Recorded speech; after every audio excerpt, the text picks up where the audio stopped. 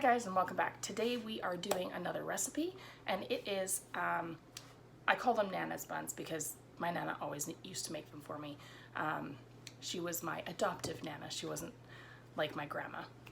And so she used to make them all the time, and they are delicious. I actually lost the recipe for these, so it's taken me some time to find the right one and then find the seasonings that taste like her recipe. So if this is something that you're interested in, stay tuned because I'll have the whole recipe next. So we're starting out with a pound of ground beef and a small onion diced, and then 1 teaspoon each of cumin, onion, and garlic powder, and then 1 tablespoon of Worcestershire sauce, which I call woozy. So I have it combined in the pan here, and I cook it all together with just a little bit of water to help break it down. Once that's cooked, then I add 4 cups of cabbage, or as I'm cheating here, 1 14-ounce bag of coleslaw mix.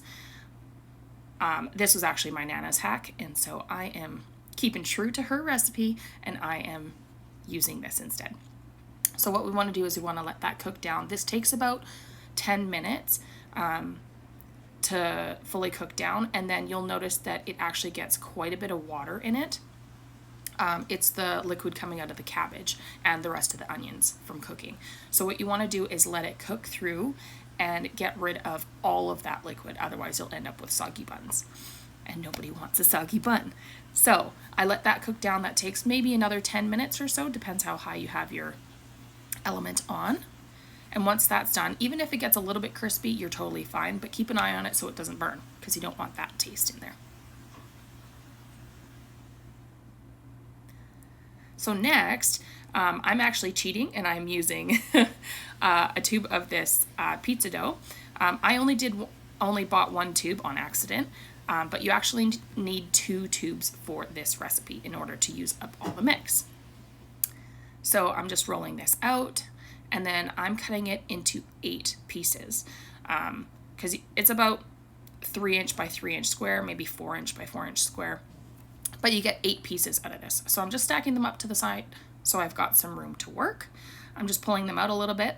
You don't want it too thin in the middle, otherwise the top of the bun won't hold anything.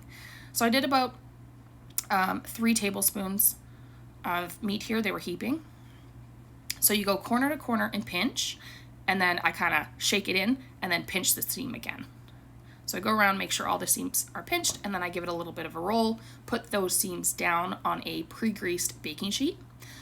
While I'm doing this, I make sure I have my oven preheated to 375 degrees, because you want to pop these into a preheated oven. So I'm just going to work my way through filling all of these. And actually, I got a measuring cup, so then you guys have a better idea. This is actually a 1/3 cup. So this actually works out perfectly. I do just shy of 1/3 cup, but you'll know as you work through things. So again, pinching the seams. If you find that they're not holding together, just pinch a little bit harder, because I did have a couple that were finicky. So again, I just take that, I stretch it out just a little bit, put the filling in the middle, and you go corner to corner to corner and pinch all the seams. And then I shake that last one down so it doesn't fall out. And then I flip it under. And you can round them out, you can leave them with the seams, it's up to you completely. I like them to look a little bit rounder.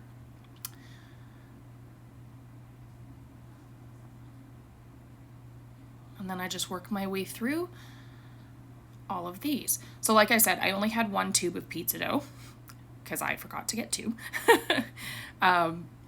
So I'll show you what I do with the leftover filling then, because it is just my hubby and I, so 8 of these is more than enough.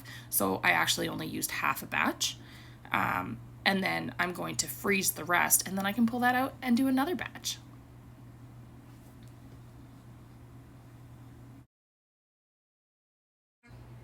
So I'm on my last bun that I'm making here, and I preheated the oven to 375 degrees Fahrenheit. So I have 8 on there, and I pop it in, and they took about 12 to 15 minutes depending on your oven. So this is what's left over. It's exactly half of what I made. So I let it cool down, and then I labeled the baggie, and I just put Nana's buns. And then I put January and the year. And then I put the mix in and I stuck it in the fridge. And once it was fully cooled, then I froze it. Like I said, I can just buy another tube of the pizza dough and make it that way. So these are actually traditionally, these are a German meat and cabbage bun. There's many different recipes out there. I have finally got the seasonings down as to how my Nana made them. So I'm happy that I have this recipe now. So the buns are just about ready. I pulled them out and I noticed a couple of them were still not quite done. So I actually did pop them back in the oven for just 2 more minutes, so then they were fully browned all around there. So what I do when they're done cooking is I have just a little pastry brush off to the side, and I use that and I dip it in either the margarine, you can do olive oil, I did butter, and I brush the top so it makes them nice and soft and a little bit salty. You can do that if you want, you don't have to. And how I store them is I store them once they're fully cooled, either in a glass container with a lid or a Ziploc bag, it's up to you. If you do store them either way, they do tend to get soft once you store them in the fridge, which is best because they do have meat in them.